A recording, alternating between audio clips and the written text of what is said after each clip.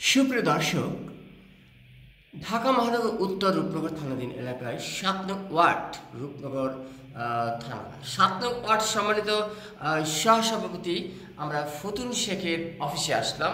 আমরা দেখছি তার বিভিন্ন কর্মসূচি সবসময় লেগেই আছে, যেমন এই যে বৃক্ষরোপণ কর্মসূচি ২০২৫।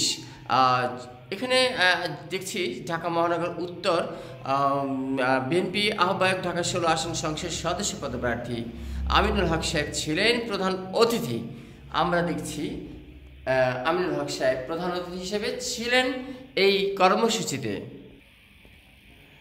প্রিয় দর্শক, আমরা এখন একটু এই ৭ নং ওয়ার্ড বিএনপির সহসভাপতি ফতুন শেখের সাথে কথা বলবো। সুপ্রিয় দর্শক, এই সেই ফতুন শেখ যাকে আমরা সবসময় মাঠে দেখি, মিছিলে, মিটিংয়ে এবং সবসময় দেখি প্রতিবাদীর কণ্ঠস্বর। আমরা সেই ফতুন শেখের সাথে কথা বলছি। আসসালামু আলাইকুম, ভালো আছেন? ওয়ালাইকুম আসসালাম, আপনি ভালো আছেন? ইনশাআল্লাহ। ফতুন সাহেব, আপনি তো অনেক কষ্ট করেছেন দীর্ঘ ১৭ বছর, এখন একটু জানতে চাই কেমন আছেন? জি আলহামদুলিল্লাহ ভালো আছি, আল্লাহর দোয়ায়, আপনাদের সবার দোয়া, ইনশাল্লাহ ভালো আছি।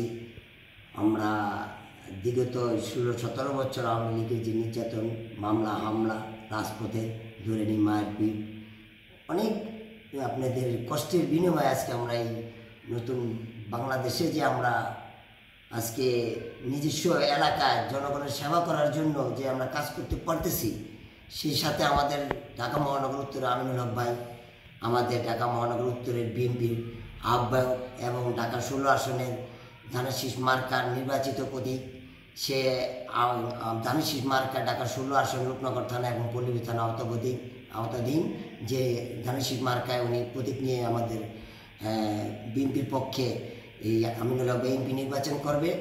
আমি চাচ্ছি যে আমরা ৭ নং আঞ্চলিক ওয়ার্ড আমিনুল ভাইয়ের নেতৃত্বে আমরা এই রূপনগর থানা এবং পল্লবী থানা আওতাধীন যে ধানের শীষ মার্কা ভোটের যে প্রচারণা, সেই প্রচারণার কাজ করার জন্য আমরা জনগণের মাঝে আমরা বেগম খালেদা জিয়া এবং আমাদের শহীদ রাষ্ট্রপতি জিয়াউর রহমান এবং আমাদের বড় ভাই তারেক রহমান যে আছেন, এবং আগামীকালকে যে আমাদের আরেফুর রহমান কুকু ভাই তার মৃত্যুবার্ষিকীর পালন হিসেবে আমরা আবাসিক মোড়ে আমিনুল হক ভাই নেতৃত্বে আমরা কালকে একটি জোহর নামাজের পর ওখানে আমরা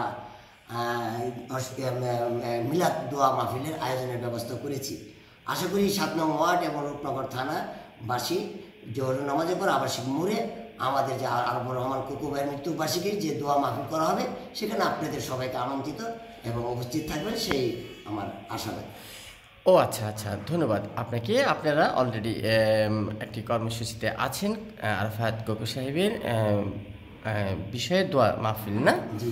প্রিয় দর্শক, শুনলেন, থাকবেন আমাদের সাথে সবসময়। রূপ বাংলা টেলিভিশন আছে আপনাদের সাথে সবসময়। যে কোনো আপডেট সংবাদ পেতে সাবস্ক্রাইব করে রাখুন রূপ বাংলা টেলিভিশন।